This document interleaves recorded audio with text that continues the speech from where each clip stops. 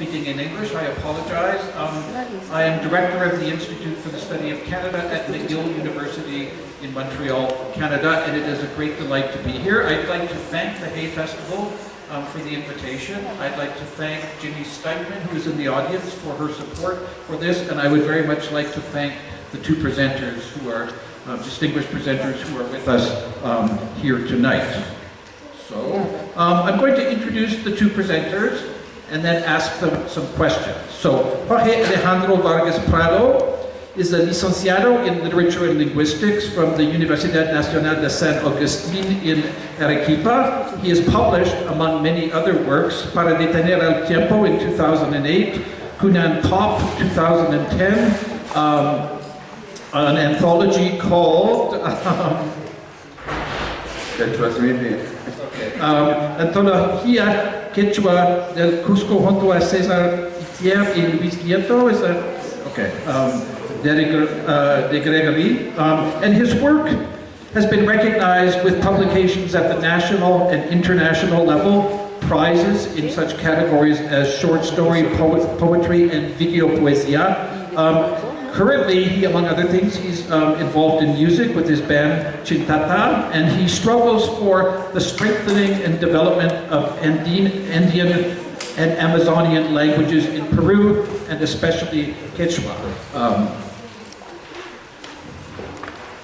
Taiaiake George Alfred, sitting over here, is a Mohawk professor in the Department of Political Science at the University of Victoria in Victoria, Canada. His book, Wasáse, Indigenous Pathways of Action and Freedom, was nominated in 2010 by the Association of Indigenous and American Native Studies as one of the most influential works in Indigenous studies. His other books include Heeding the Voices of Our Ancestors, Kanawaki Mohawk Politics, and the Rise of Native Nationalism in 1999, the very important and influential book Peace, Power, Righteousness, an Indigenous Manifesto, first published in 1999 and subsequently in a new edition in 2009.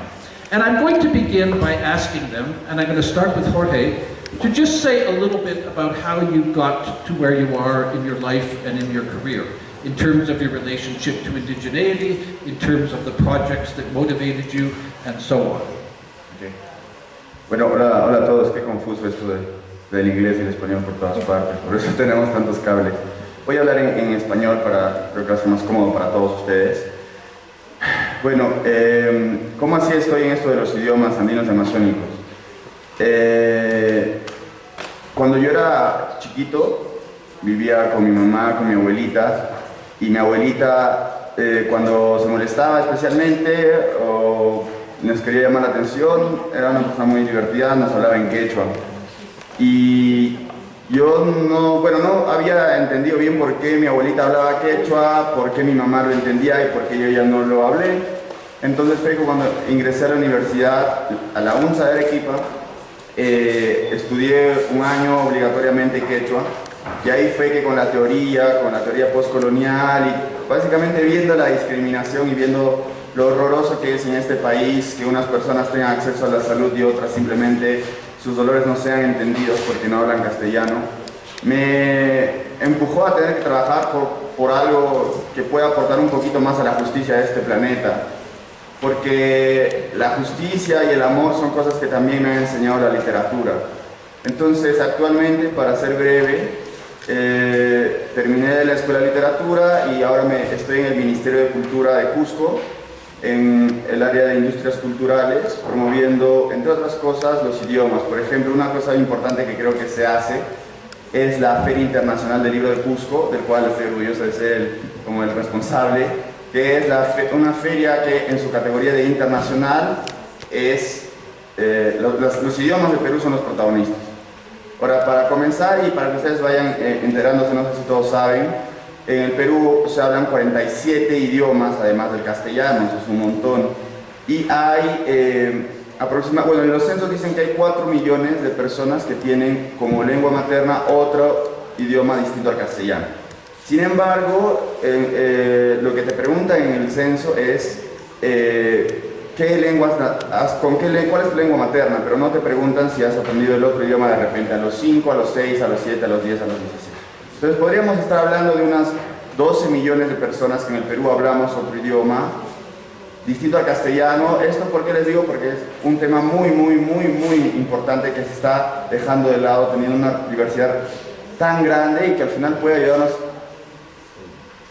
no sé, al arte, a hacer vanguardia, a hacer cosas muy raras que además puedan contribuir al mundo mejor. Y con esto acabo, cuando uno se acerca a un idioma desconocido o, más importante, una cosmovisión distinta a la de Occidente o a la del español, y se da cuenta que sin la tierra no comemos, o que es importante ver el cielo, es una explosión.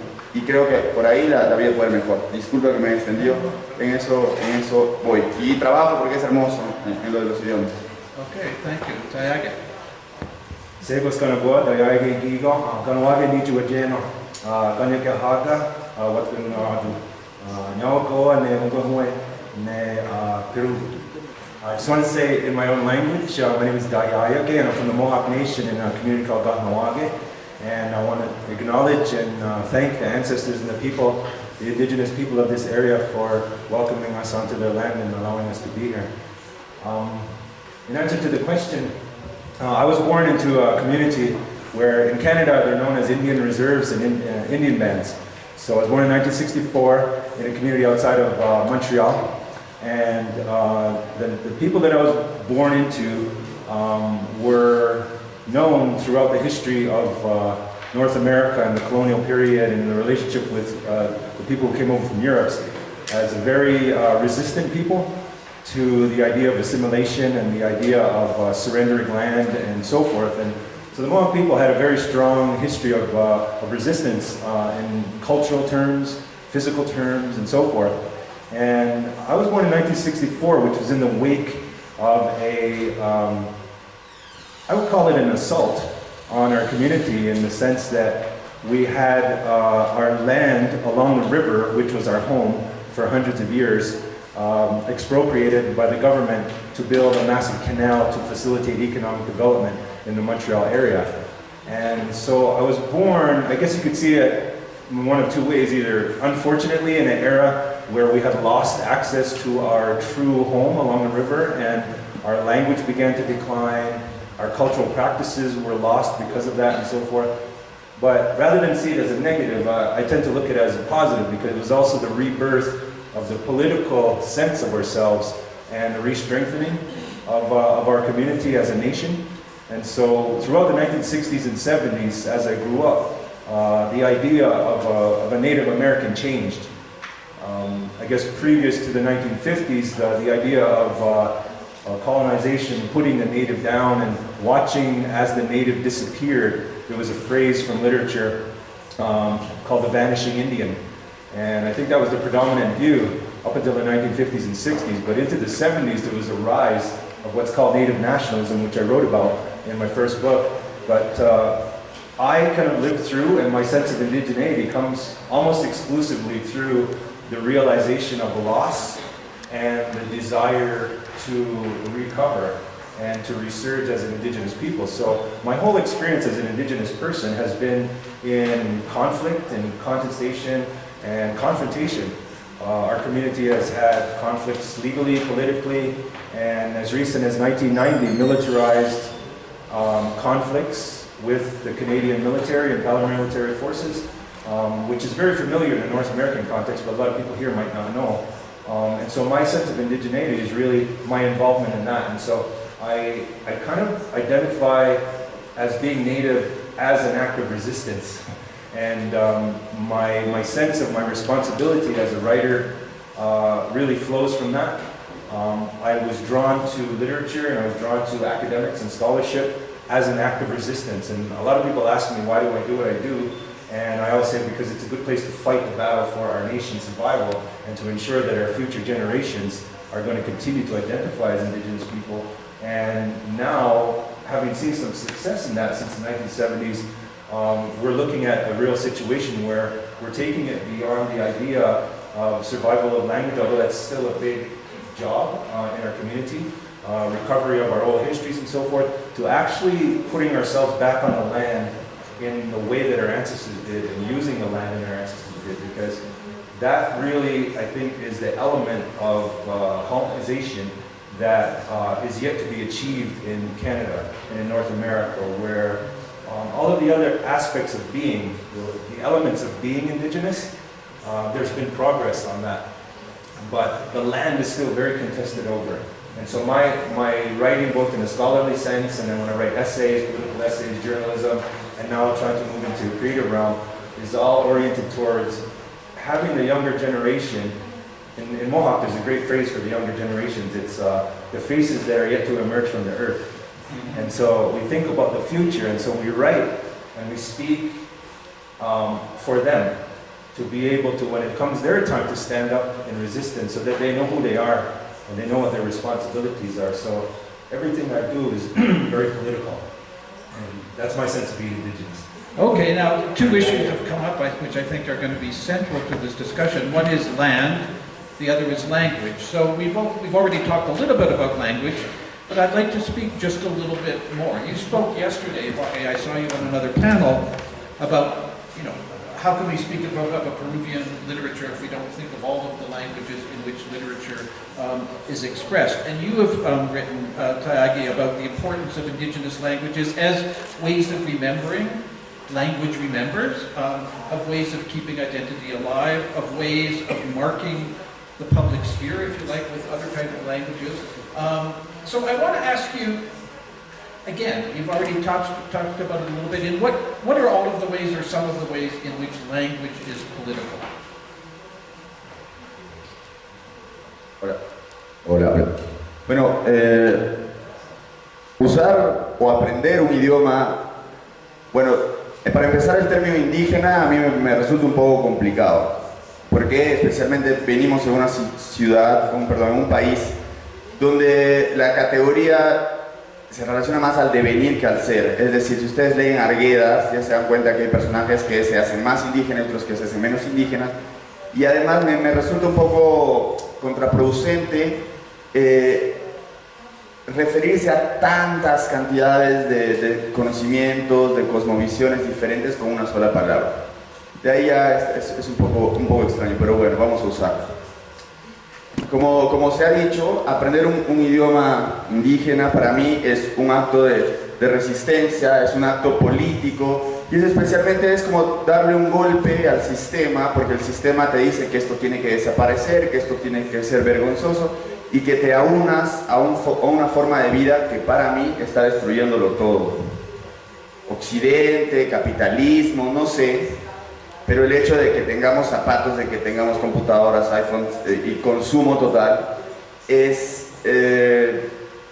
y lo que eso significa, ¿cierto? Destrucción, minería, tratamos a la tierra o a la Pachamama como si fuera nuestro enemigo, cuando es nuestra madre. Entonces, el idioma es el primer acto político que uno tiene, político y de revolución y de resistencia, como se mencionó, para lograr un mundo mejor, no solo para las personas que nos sentimos parte de esto, sino para todo el mundo. O sea, si no hacemos algo, el mundo se va a acabar y lo vamos a acabar nosotros. Para mí es político porque es como un golpe a la cara del colonizador, de lo colonial, del pensamiento especialmente. Porque obviamente nuestro pensamiento sigue colonial porque seguimos arrastrando un montón de cosas con respecto al sistema moderno que nos han traído, ¿no? Que no hemos podido recuperar, y creo que sí es necesario hacia el futuro, pensarlo hacia el futuro, para pensar una sociedad unida, una sociedad que disfrute hablar. No es tampoco que voy a hablar un idioma porque pobrecitos, porque no sé. También yo quiero hablar, o yo hablo quechua porque me gusta, y porque me gusta escuchar canciones chipío, porque así es la realización del ser humano, ¿no?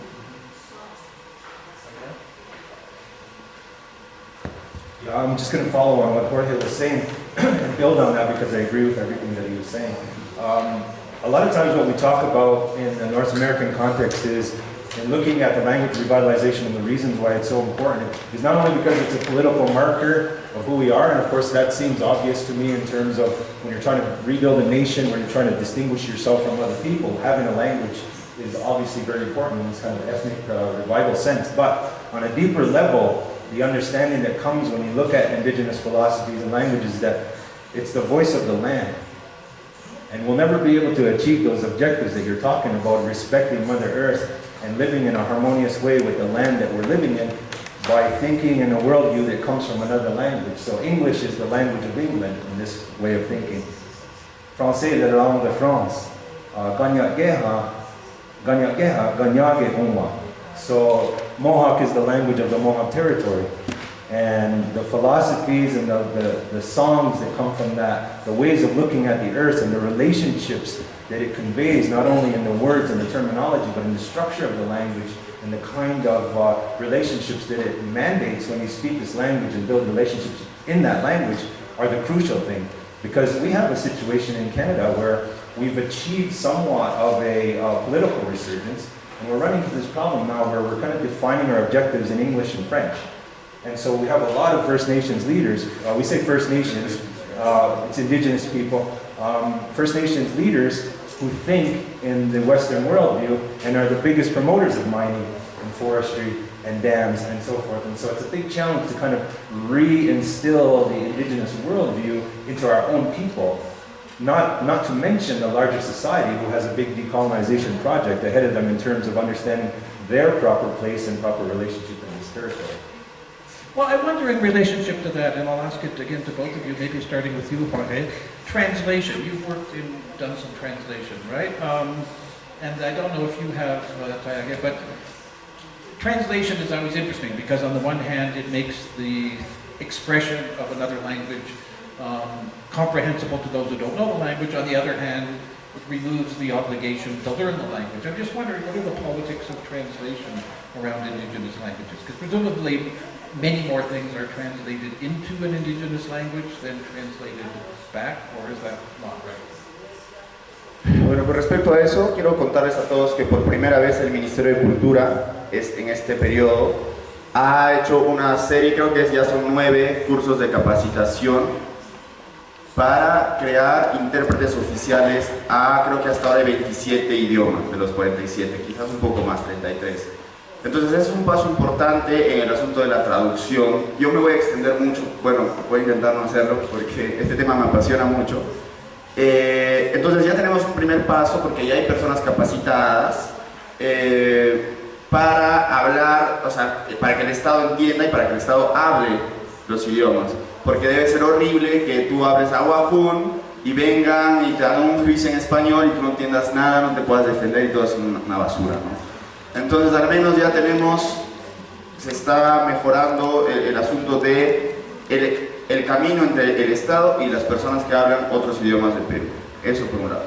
Por otro lado, yo creo que se está discutiendo muchísimo cómo se traducen las cosas. Primero se ha tenido que, para regresar a esto de los intérpretes, se ha tenido que crear un método especial de traductología para poder enseñar. Imagínense, tienen 200 futuros intérpretes con 17 lenguas y el profesor es difícil que una persona hable 17 lenguas del Perú. Entonces se ha tenido que hacer vanguardia, esa palabra es muy bonita, para crear un sistema de enseñanza de traductología a estas personas, y que lo hizo una rumana, además profesora de la Católica. Y justo hace poco en el Ministerio de Cultura de Cusco tuvimos un curso de traductología aplicada a los textos literarios en quechua. Los que escribimos en quechua y estamos vinculados a este mundo, tenemos muchísimas dudas de cómo traducir del quechua al castellano, del castellano al quechua, porque, como decimos, no solo, hay que tener en claro que no solo estamos traduciendo palabras, estamos traduciendo cosmovisiones distintas de percibir el mundo. Entonces, yo creo que ahí hay un problema también que tiene que ver con la poca valoración de las expresiones en idiomas, porque no se ha sabido traducir, por ejemplo, un cuento oral. ¿Por qué? Porque cuando tú cuentas un cuento de traducción oral, utilizas mímica, utilizas, no sé, gestos, y la idea no es transcribirlo al papel y luego traducirlo del quechua al castellano. Hay que utilizar, por ejemplo, se me ocurre, todos los recursos de la literatura escrituraria, que tiene una conciencia escrituraria, para reforzar eso que se ha perdido al dejar de tener gestos, al dejar de ser una persona. Entonces creo que ahí se tiene que seguir trabajando en Perú para que primero se conozca toda la literatura, todas las palabras, todas las canciones, todos los pensamientos, todas las cosmovisiones de la mayor cantidad de pueblos, pero que también se valore, y se valore tal cual se valora un texto en castellano. Como decíamos ayer, si el cine o la literatura en el Perú no representa al menos la mayoría de idiomas y de cosmovisiones, nunca vamos a poder construir nada fuerte y hermoso. Entonces, es un largo camino, pero la traducción tiene que tener un papel más importante, y además, no sé si sobre eso vamos a hablar más adelante, que no nos estamos dando cuenta de la potencialidad que tenemos como país con esto. ¿Por qué? Porque tenemos la potencialidad de, no solamente de editorial, hablando de industrias culturales, de editorial y de vanguardia. O sea, si lees a María Churata, si lees, no sé, a lo que los comenté ayer, al grupo Orcopata y Aquelarre, que son Arequipa y Puno, siempre se han nutrido de todo lo que aún tenemos para mirar hacia adelante y llevar la literatura a otro nivel que Occidente de repente ni siquiera lo reserva. You have something to say on translation? Yeah, I mean, I don't work technically in translation, but as you were speaking, I was thinking about most of the work that I do now and in the last 12 years is working with particular indigenous communities who are involved in this revitalization on the land. And what we've learned working with the language specialists who do translation and teach the language is that it's very important, this is related to something you said, it's very important to learn the language in the cultural context and in our perspective on the land, and in relationship to the natural environment with the animals and the medicine plants and the water and so forth. Because what they found in trying to revive the Mohawk language was that when it was disentangled from the land, it became an academic language. And so a lot of the elders were saying to us who were, and by the way, I'm not fluent in Mohawk, but I'm involved in a lot of these programs and building them. They were saying that they're speaking Mohawk, but they're thinking white. So it's, they have a Western worldview using Mohawk language, and so the challenge for us in building a program was how do we confront that? Sitting in a classroom and so forth is good for learning the language technically, but we decided to take it to that next level and put them on the land in the context and do that. So I kind of have some experience with that, and it's an ongoing experiment. We built a program around this understanding and have implemented it for 2 years, and I think we're very positive about it, and I think it's going to result in a completely different level of reintegration of language. The other thing I have to say about translation, though, is in addressing the bad translations of previous generations. So Mohawks are one of the most studied people in the world. We're part of the Iroquois Confederacy, and I think in North America, the Sioux, the Haida, and the Iroquois are like the most studied people by anthropologists and historians. And so we have tons of things written about us, and there's a lot of translations of our myths and our stories and our laws and so forth. One of the things I've taken on as a personal challenge is to now having a degree of cultural confidence and thinking that I understand, even though I'm not fluent in the language, having enough knowledge through my teachers and so forth to be able to reinterpret and correct the English translations of previous anthropologists. And so one of the projects that I have is kind of a pet project is to look at all of these anthropological kind of records of our central myths and retell them in context with, as best as I could, convey the kind of Mohawk sensibility towards these stories, and it becomes much more poetic.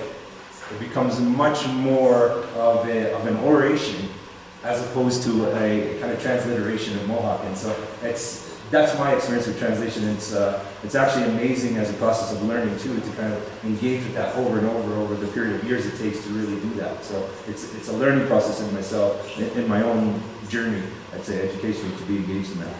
Well, hey, you want to say something? Feel free when you're speaking to just Hola, sí. answer each other. Yo olvidé decir qué relación tengo yo directamente con la traducción al quechua, digamos. Yo traduje a Britney Spears al quechua, por ejemplo, y resultó un buen mecanismo, porque también es como el camino de vuelta de lo que se mencionaba, ¿no? No solamente, es también demostrar a las personas que los idiomas originarios del Perú pueden estar en cualquier contexto y pueden comerse ese contexto, y por debajo, o sea, la idea también es utilizar, por ejemplo, las canciones de Britney Spears, o yo hice la primera revista social completamente en quechua, que utilizaba estas no sé si acá en Arequipa, y seguro que sí, esas revistas de sociedad donde salen solo personas con ciertos apellidos en el déjà vu o ahí tomando sus tragos. Entonces incluso comenzaron a aparecer un montón de esas revistas y decía, por favor. Y lo que hicimos nosotros es una revista fashion, llena de glamour, con fotografía de moda, pero todo era en quechua, y las fotografías eran de toda la sociedad tal cual es.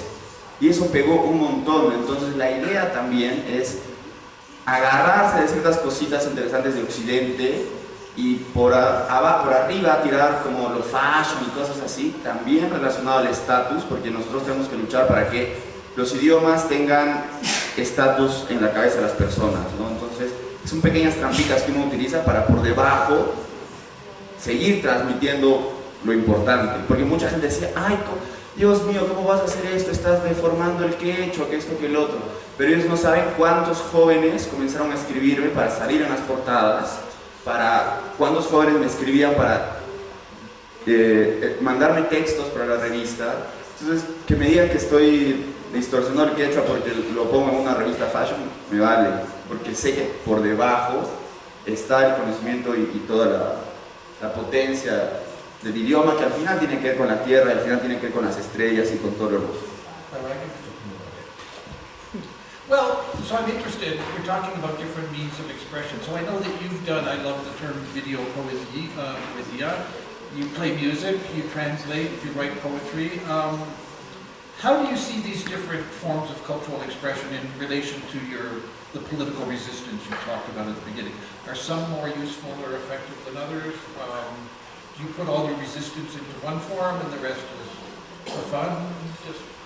Yo creo que la más potente es la música, porque es quizás la más fácil ahorita. Entonces yo, bueno, probablemente nadie sabe, pero yo toco en una banda que se llama Chintatá, que tiene una canción en Taushiro, que Taushiro es el idioma del señor Amadeo García, que es el último hablante de ese idioma. Cuando el señor Amadeo fallezca se va a acabar un idioma, o sea, eso me parece espectacular. También tengo otro proyecto de arte sonoro que se llama Ishischa, y tengo un libro de poesía que se lee de atrás para adelante, que se llama Tihray, que es bilingüe. Entonces lo que yo quiero hacer, porque me nace, es llevar al extremo, o sea, como un chicle que se estira y mostrarle a las personas que el quechua puede estar en cualquier contexto sin perder su esencia. Entonces, y lo lindo es que para mí, por ejemplo, al haberme acercado especialmente al mundo amazónico, soy más cercano a la cultura yine y a la cultura shipibo especialmente, que me doy cuenta que el arte también puede sanar, y a veces en Occidente hay esa idea del poeta maldito, del tipo atormentado. Entonces me alegra ver que también lo que hago, especialmente con Chintatá, ayuda a las personas a sanar, y ojalá que eso pueda ayudar a la sociedad a sanar para que haya justicia, ¿no? Es terrible, pero sí, la música creo que es una manera muy interesante, además que es la industria musical la industria cultural más fuerte que tenemos. In Canada, sometimes I get the impression that the only people writing and winning prizes are Indigenous authors. I mean, Indigenous literature is very strong now. Now, I know I've read a lot of your writing, a lot of it is legal, it's academic, but you've told me in the last 2 days you're trying to move towards writing stories, maybe becoming more literary. Do you want to describe that transition? I think that particular, like in relation to me, it's a career type of thing in that, I feel like I made a contribution in terms of political writing, and so I've written scholarly books and then political essays, and I did a lot of journalism back in the 90s.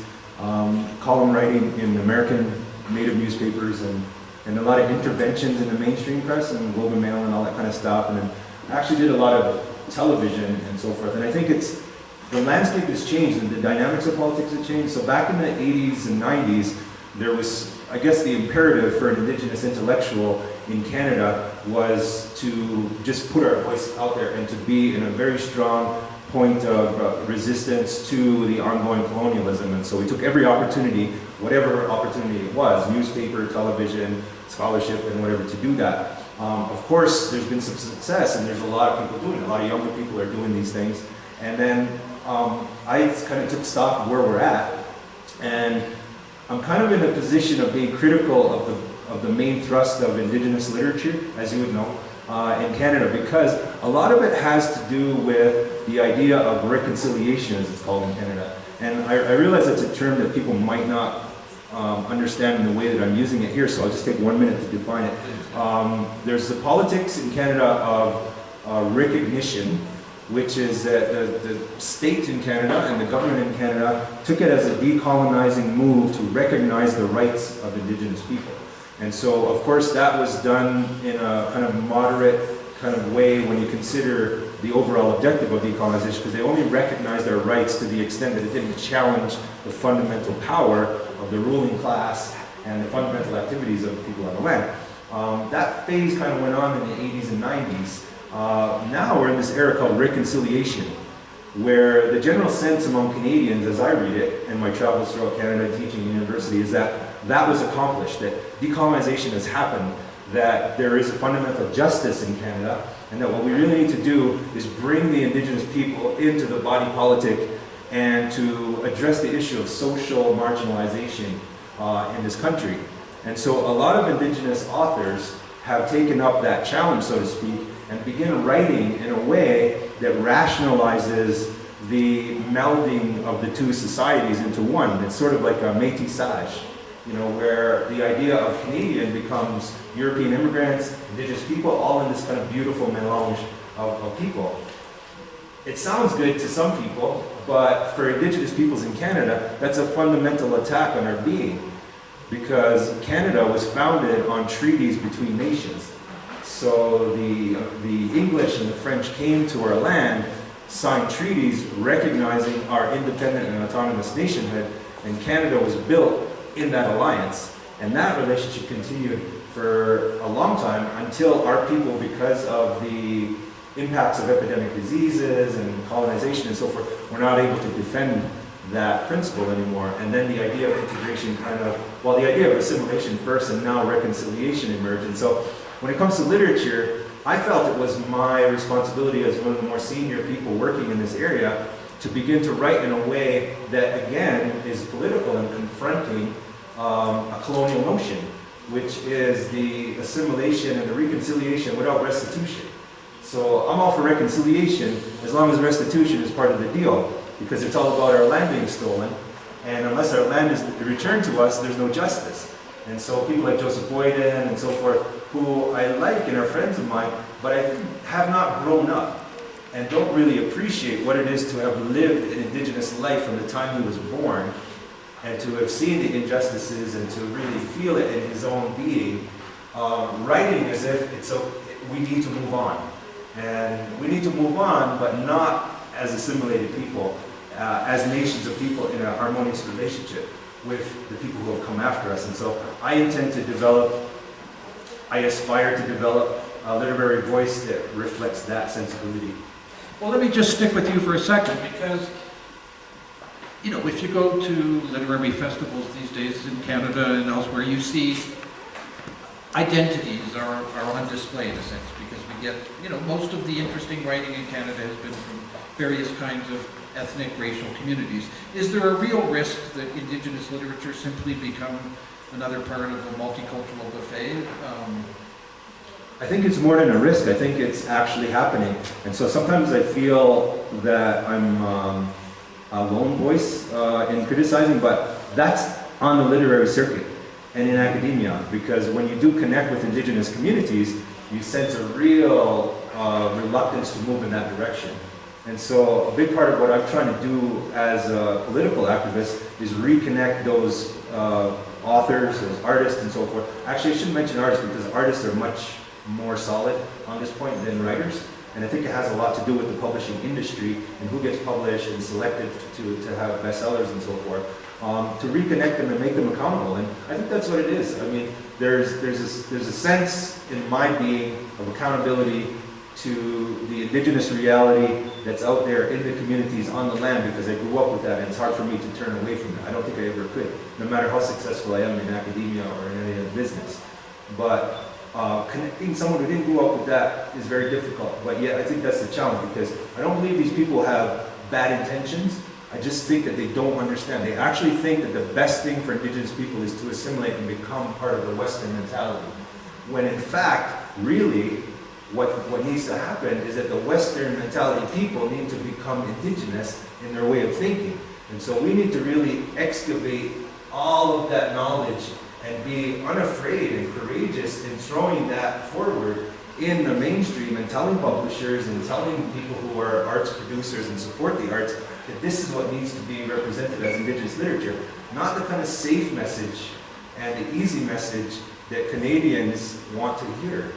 And that's where I'm at on this one.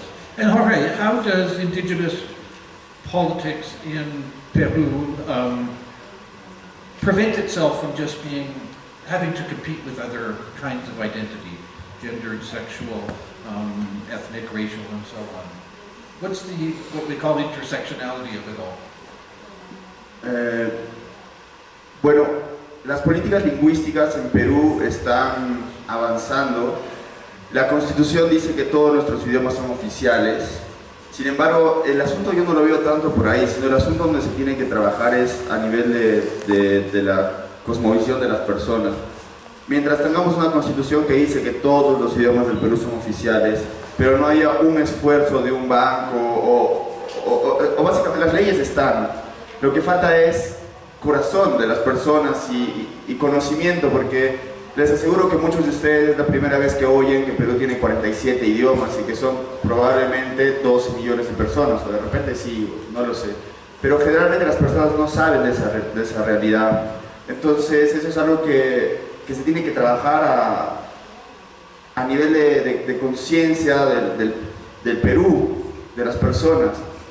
Y con respecto a lo que se comentaba, yo sí creo también que no es que en México, yo estuve en México, en Acapulco, en un festival de bandas que tocan en idiomas de México y fuimos invitados por primera vez bandas internacionales, una de Perú y una de Guatemala. Entonces, a la discusión que se daba era como que lo que tenemos que hacer es hacer música con los criterios de la academia para que la academia entienda que esta música es valiosa. Yo me paré muy molesto y dije, nada que ver, los que tienen que bajar la cabeza frente a los conocimientos y las maneras es la academia, porque ese es otro error o dolor que a mí me incomoda, que en realidad lo que se comentaba, que todas las expresiones y no sé, por poner un ejemplo, las afinaciones o la manera de tocar el violín, por ejemplo, cuando la academia ve que no es lo correcto, la desecha y la menosprecia. Yo trabajo con muchos músicos académicos que, sí, el Cusco y la música hacen y tocan cosas, no sé, de música clásica, de Beethoven, será, pues, ¿no? De los músicos que, bueno, no, mil disculpas, no lo sé simplemente. Entonces, y una vez uno de ellos me dijo, oye, tú tocas el violín como papacho, me dijo. Papacho es un término medio despectivo hacia personas que vienen del campo, como ustedes deben saber, ¿cierto? Y entonces, lo que tiene que ocurrir son dos cosas. Primero, que este tema sea más conocido. Segundo, que cambiemos nuestra mentalidad. Y tercero, que la academia baje su cabeza ante nosotros. Y no solo la academia, sino todo el sistema, porque no hay otra forma. So I have two more questions before we open it up for questions from the audience.